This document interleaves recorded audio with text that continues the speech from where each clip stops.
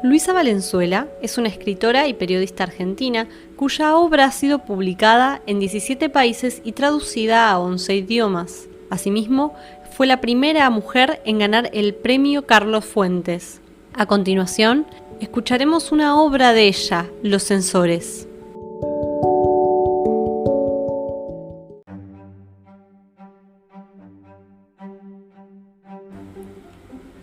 Pobre Juan.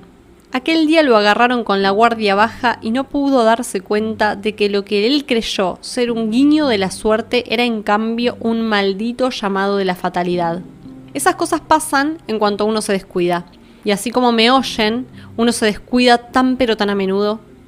Juancito dejó que se le viera encima la alegría, sentimiento por demás perturbador, cuando por un conducto inconfesable le llegó la nueva dirección de Mariana ahora en París y pudo creer así que ella no lo había olvidado. Entonces se sentó ante la mesa sin pensarlo 2 veces y escribió una carta. La carta.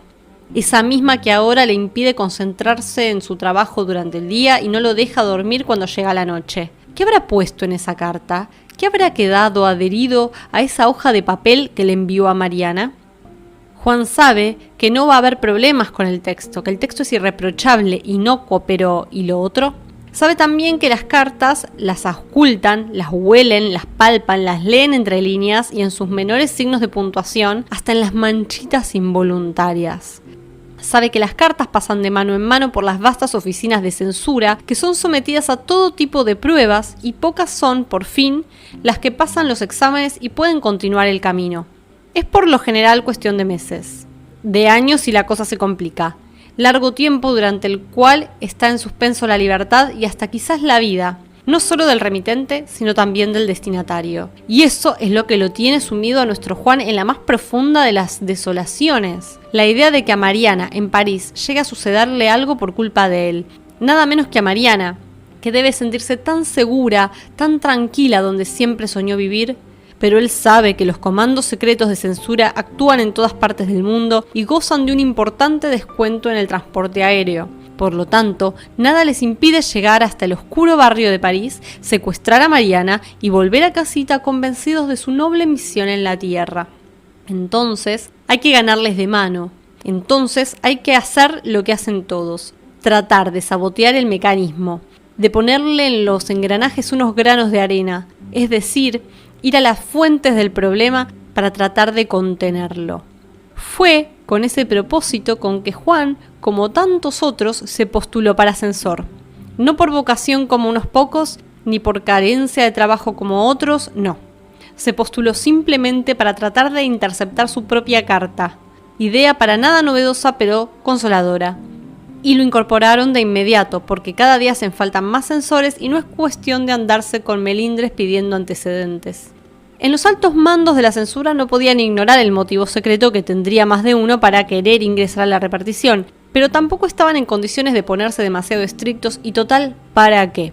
Sabían lo difícil que les iba a resultar a esos pobres e incautos detectar la carta que buscaban y, en el supuesto caso de lograrlo, ¿qué importancia podía tener 1 o 2 cartas que pasan la barrera frente a todas las otras que el nuevo censor frenaría en pleno vuelo?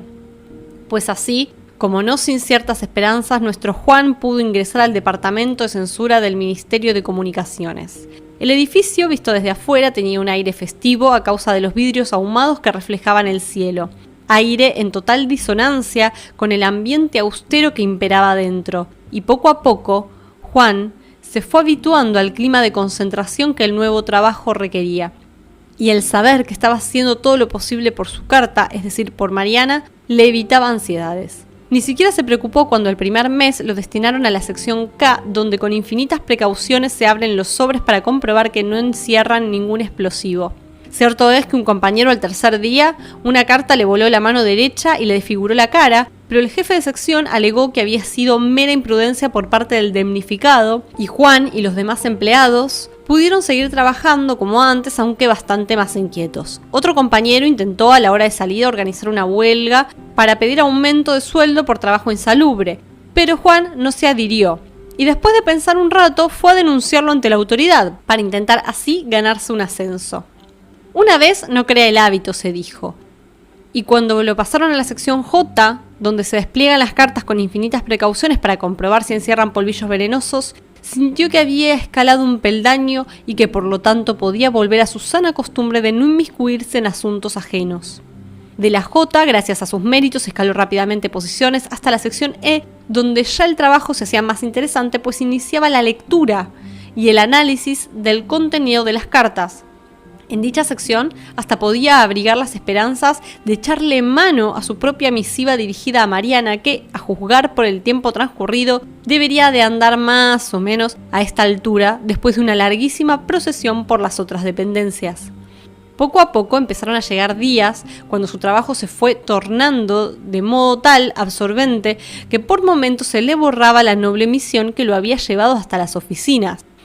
Días de pasarle tinta roja a largos párrafos, de echar sin piedad muchas cartas al canasto de las condenadas, días de horror ante las formas sutiles y sibilinas que encontraba la gente para transmitirse mensajes subversivos, días de una intuición tan aguzada que tras un simple "el tiempo se ha vuelto inestable" o "los precios siguen por las nubes", detectaba la mano, algo vacilante, de aquel cuya intención secreta era derrocar al gobierno. Tanto celo de su parte le valió un rápido ascenso. No sabemos si lo hizo muy feliz. En la sección B, la cantidad de cartas que llegaba a diario era mínima, muy contadas franqueaban las anteriores barreras. Pero en compensación había que leerlas tantas veces, pasarlas bajo la lupa, buscar micropuntos con el microscopio electrónico y afinar tanto el olfato que al volver a su casa por las noches se sentía agotado.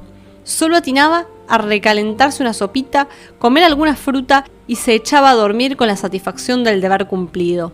La que se inquietaba, eso sí, era su santa madre, que trataba sin éxito de reencauzarlo por el buen camino. Le decía, aunque no fuera necesariamente cierto: "Te llamó Lola, dice que está con las chicas en el bar, que te extrañan, que te esperan".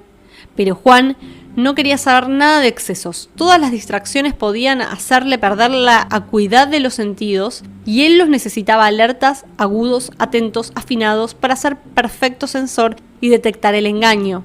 La suya era una verdadera labor patriótica, abnegada y sublime. Su canasto de cartas condenadas pronto pasó a ser el más nutrido, pero también el más sutil de todo el departamento de censura. Estaba a punto ya de sentirse orgulloso de sí mismo, estaba a punto de saber por fin si había encontrado su verdadera senda, cuando llegó a sus manos su propia carta, dirigida a Mariana. Como es natural, la condenó sin asco. Como también es natural, no pudo impedir que lo fusilaran al alba, una víctima más de su devoción por el trabajo.